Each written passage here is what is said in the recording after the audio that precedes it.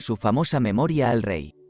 Entretanto, deseando nuestro don Fernando sacar un partido todavía más ventajoso de su gran jornada a la corte, creyó no debía retirarse de los pies del rey, sin suplicarle se sirviese honrar su persona y su casa con la merced de título de Castilla.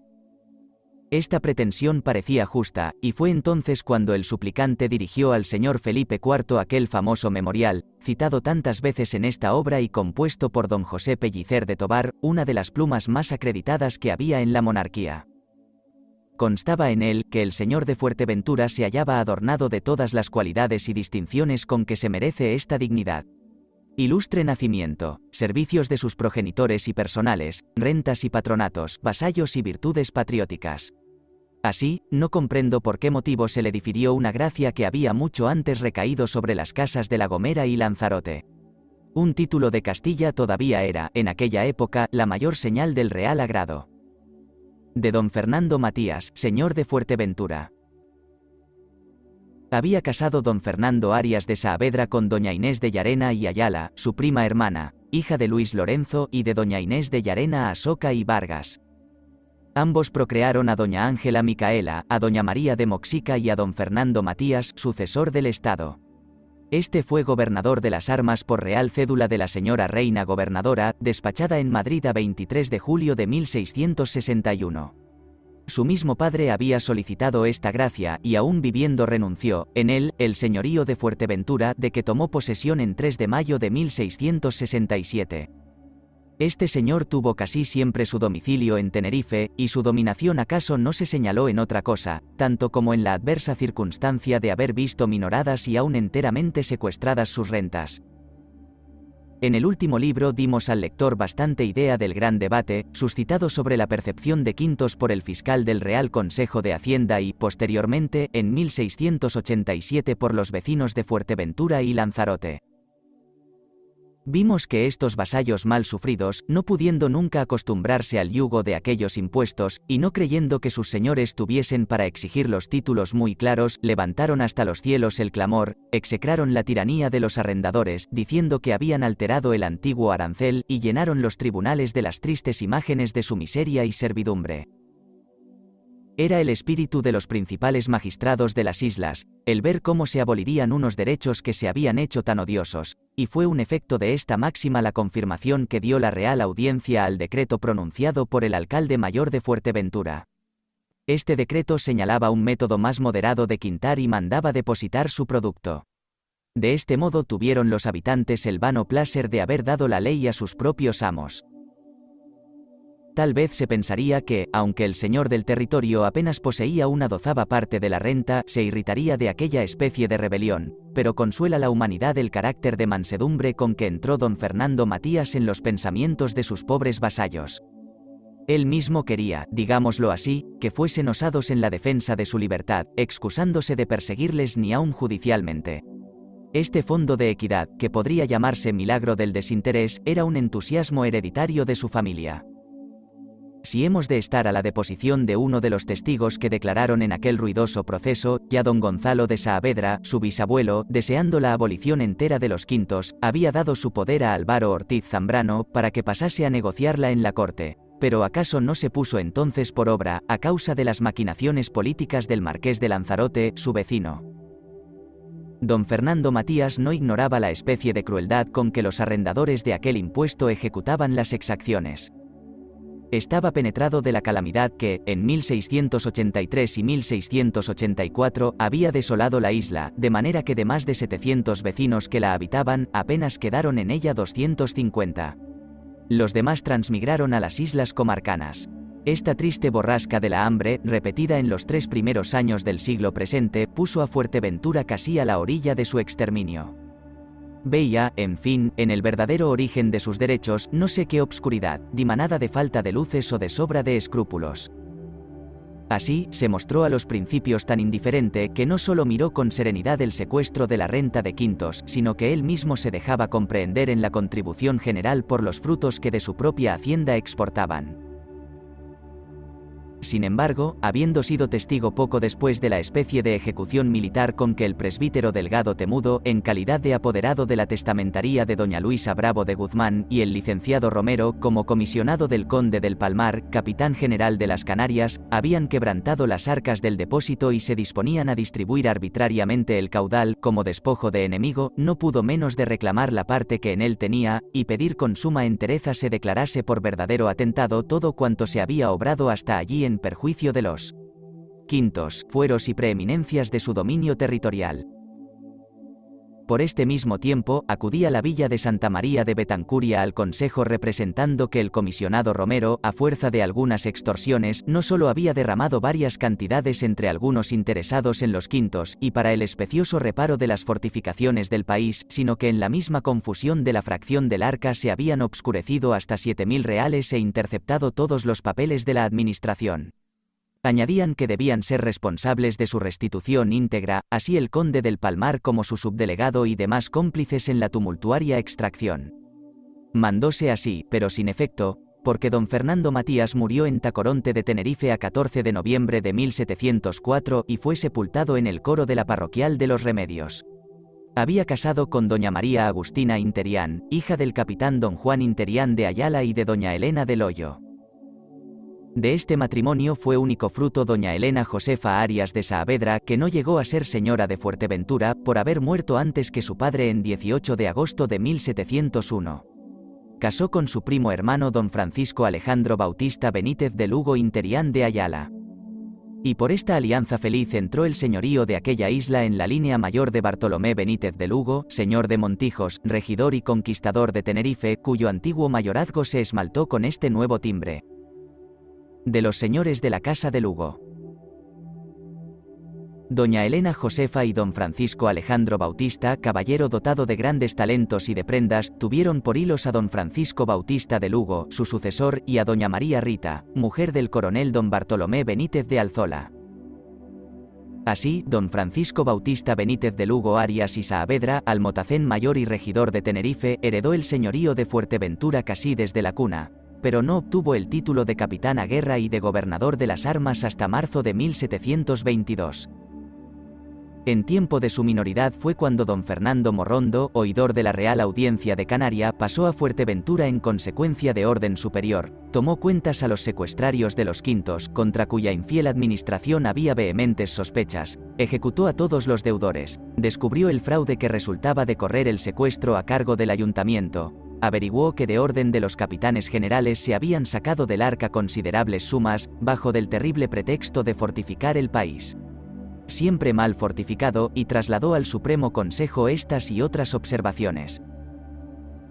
Pero considerando la isla que, según todas las apariencias, era empresa casi desesperada la de eximirse de aquellos impuestos, objeto de una eterna contestación, quiso más hacer a la corona el servicio de cedérselos todos, que reconocer sumisamente el dominio directo que tenían en ellos los señores territoriales. Celebróse esta cesión a 7 de junio de 1723.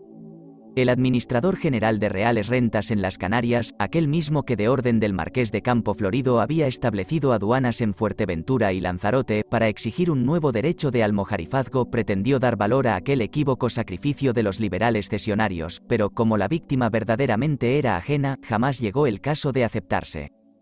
No fue así el donativo gratuito que, en 1703, había hecho la isla de 18.000 reales, pues, aunque menos cuantioso, fue más digno de la real atención por sus circunstancias. Luego que don Francisco Bautista el mozo se desembarazó de otros cuidados, determinó consolar a Fuerteventura con su presencia. Había casi medio siglo que aquellos vasallos no veían en la isla a sus señores, y como el que entonces los visitaba era un varón amable, vivo, hábil y popular sin dispendio de su carácter, se le hicieron unos recibimientos magníficos en 12 de febrero de 1744, en que resplandeció toda la natural energía de los festejos y regocijos rústicos. Es verdad que, disminuidas estas llamaradas de fidelidad, empezaron los pueblos a conocer que los ojos de un amo perspicaz y que vuelve al país celoso de sus privilegios son unos fiscales incómodos, porque, mientras el señor está ausente, no hay duda que también se mantienen los vasallos más libres. Por eso es de creer que no fue tan sentida la retirada de don Francisco Bautista como fue celebrada su entrada magnífica. Desembarcos de los ingleses en la guerra de 1740, honrosa defensa de Fuerteventura. Otra reputación adquirieron estos valerosos isleños en los 2 desembarcos consecutivos que hicieron los ingleses en la isla durante la guerra de 1740. Una balandra corsaria que cruzaba sobre aquella altura para interceptar las embarcaciones del tráfico se acercó la noche del 21 de octubre a Tarajalejo, puerto de la parte del sur, y echó en tierra hasta 50 hombres bien armados. Habiéndose internado a la aldea de Tuineje, ejecutaron algunos robos, aprisionaron 2 familias y saquearon la ermita de San Miguel. Ya era medianoche, cuando tuvo aviso de esta invasión don José Sánchez Umpierrez, teniente coronel de las milicias y gobernador de las armas, que por una feliz casualidad se había quedado a dormir en su cortijo, distante 2 millas de Tuineje. Al instante montó a caballo y, con 4 criados y otros 33 paisanos que en el pronto pudo juntar, salió al encuentro al enemigo. Pero como no se había enardecido tanto la saña de este jefe que dejase de conocer la inferioridad de su cuadrilla, se valió de la maña y empezó a tratar de capitulación sobre el rescate de los prisioneros, todo a fin de dar tiempo a que llegase más gente a su socorro. Los ingleses no convinieron en ningún ajuste y se apostaron en un alto, formados en batalla, no sin orgullo y ademán amenazador. Entretanto, ya había recibido el gobernador mayor refuerzo, especialmente el de una recua de 40 camellos que puso al frente de su tropa o para amedrentar a los ingleses como Pirro con sus elefantes a los romanos o para que recibiesen como trinchera la primera descarga del enemigo. Así fue, porque sin dar lugar a la segunda, acometió el gobernador a los ingleses con tal denuedo que después de una hora larga de combate consiguió derrotarlos enteramente, siendo lo más particular que los isleños, a excepción de 5 que llevaban armas de fuego, los demás solo habían peleado con picas, chuzos y lanzas. De los 50 ingleses, 30 quedaron muertos y los 20 restantes prisioneros de guerra. De nuestra parte solo hubo 5 muertos y 16 heridos. Debíos este feliz suceso a la presencia de ánimo del teniente coronel que, con su propio espontón, derribó muertos a sus pies 10 ingleses, y entre ellos uno que iba huyendo a la marina con los vasos sagrados de la ermita saqueada.